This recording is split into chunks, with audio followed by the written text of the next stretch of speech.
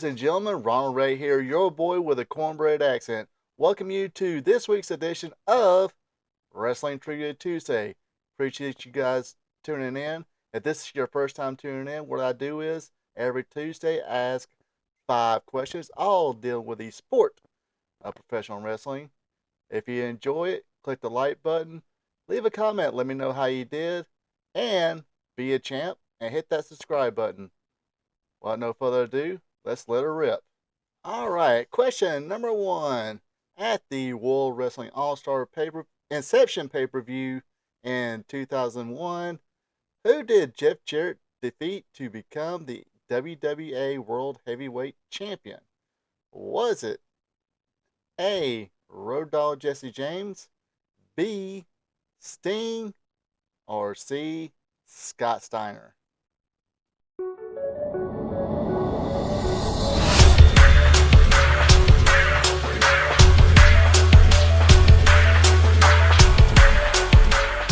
I just noticed that I accidentally gave the Jarrett a little J, so and too bad, too late to turn back now. So anyway, question number 1 is at the WWE Inception pay-per-view in 2001, who did Jeff Jarrett defeat to become the WWA World Heavyweight Champion? Was it A. Road Dogg, B. Sting, or C. Scott Steiner? The answer is A. Road Dogg Jesse James. Yes, WWA World Wrestling All Stars was not a lot of money behind it initially, but I guess whole lot of money ran dry pretty quickly. Didn't last too long, maybe a year or two at the most. Basically, it was out of Australia. Let's see. Let me go ahead and get on the Google machine here and get a little history on this right quick. Because I remember actually watching this pay per view. Actually, I watched all of them because it's one of those deals where you just had hope.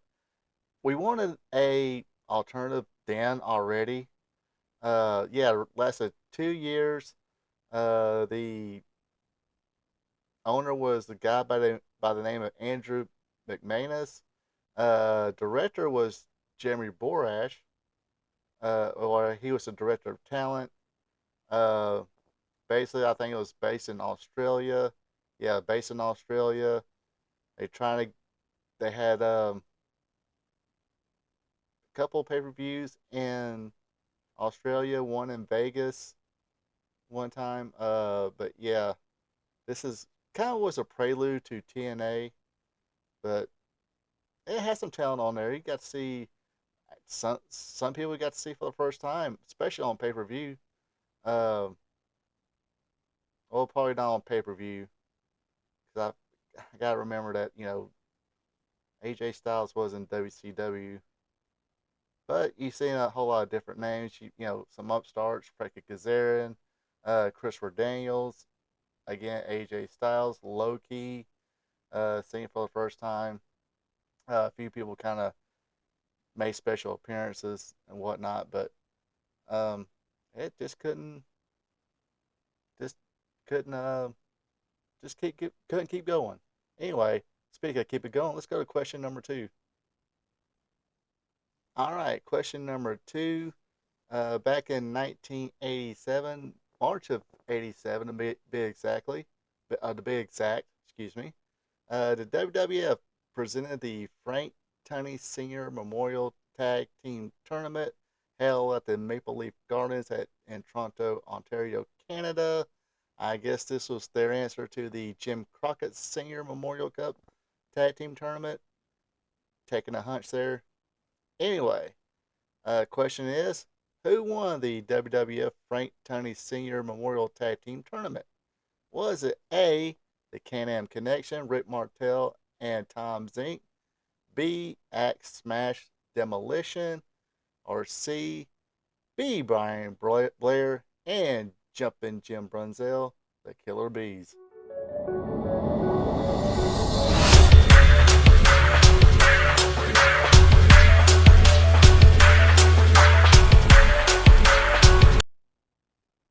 right, one more time for number 2. Who won the 1987 WWF Frank Tunney Sr. Memorial Cup Tag Team Tournament? Was it A, Rip Martel and Tom Zink, the Can-Am Connection, B, Axe Smash Demolition, or C, B, Brian Blair and Jumpin' Jim Brunzell, the Killer Bees? The answer is C, the Killer Bees. Yes, they won this tournament. They were actually pushing Can-Am Connection, I think, a little bit for be their top babyface tag team. Of course, they were also pushing Demolition. Uh, Can-Am Connection didn't stick around. Rick Martel stuck around. Uh, Tom Zink, I guess, had a falling out over money. He decided to leave, go to AWA. I think he participated in a couple matches, one being the last one eliminated in the Battle Royal to determine the AWA World Champion, which was won by Larry Zbyszko that year.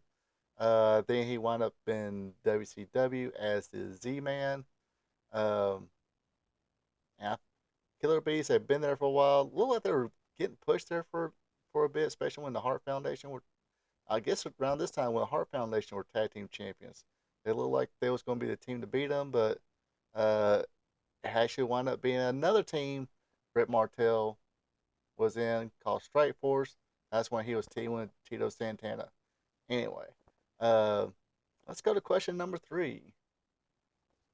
In the history of NXT, a lot of notable names that came through there and held the NXT Heavyweight or NXT Championship. So question number 3 is we go to NXT. Who defeated Shinsuke Nakamura at the 2017 NXT Takeover San Antonio event for the NXT Championship? Was it A, Samoa Joe, B, Bobby Roode, or C, Finn Balor?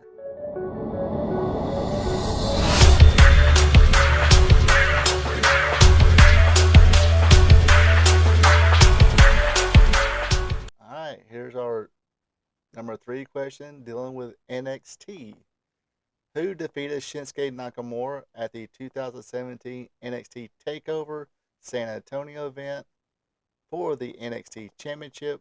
Was it A, Samoa Joe, B, Bobby Roode, or C, Finn Balor? The answer is B, Bobby Roode. Got a pretty good push here. Everybody remembers the glorious entrance music. I'm not going to sing it. Don't worry about it. Uh, please stay tuned because I'm not going to sing it. Promise. But yes, they gave him that music, the entrance. Shinsuke had a huge entrance, I think, believe in that event. Had a violin player, or as we people in the South like to call it, the fiddle. Had a fiddle player coming in, help him play Shinsuke Nakamura's song. Uh, Pretty good event. They had some good events. This is during the time I was actually watching a lot of NXT. But anyway, let's go to question number 4. All right, question number 4. We take a look at the AAA promotion in Mexico. So if I pronounce these names wrong, please bear with me. Question number 4. Who did Cien Caras defeat in a retirement match at AAA Triple Mania 1? Was it A, Dr. Wagner Jr., B, Conan, or C, Heavy Metal?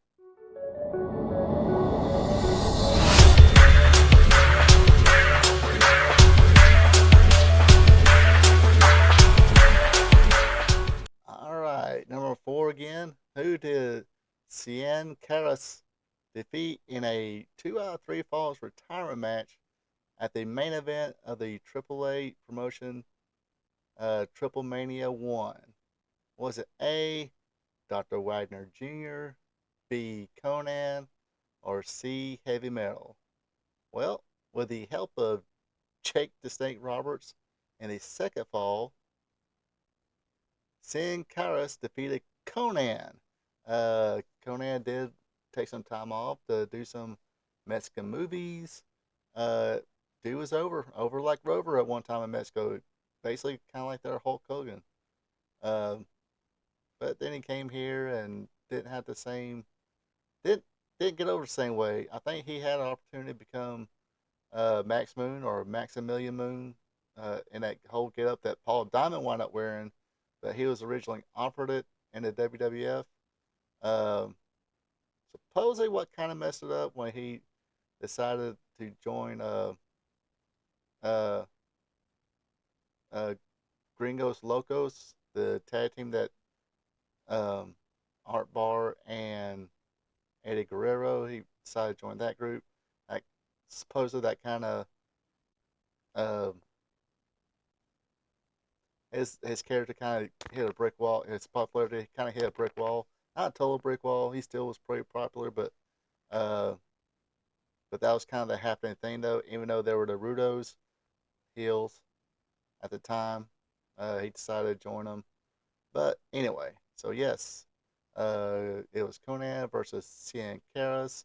Jake Snake Roberts made an appearance. I remember reading this amazing. So he made an appearance and wound up helping Sin Caras win the match.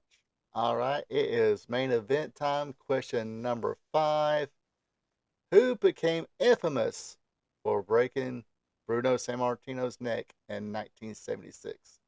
Was it A, the Russian Bear Ivan Koloff, B, guy with a 24-inch pythons, superstar Billy Graham, or C, Stan the Lariat Hansen?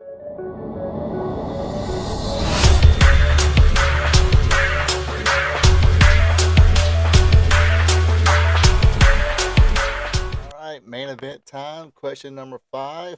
Who became infamous for breaking Bruno Sammartino's neck in 1976? Was it A, Ivan Koloff, B, Billy Graham, or C, Stan Hansen? Of course, the answer is C, Stan the Larry Hansen. Um, I think of course, you could have got away with it back in those days.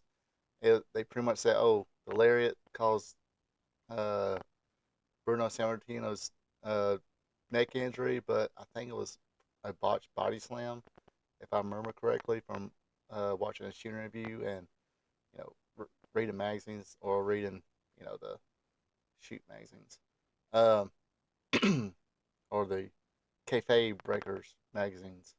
I think it was just a botched body slam that injured Bruno Sammartino, but uh, don't let a legit injury go to waste and trying to push a big time heel. And when they had their rematch, it was box office that sold out the arena.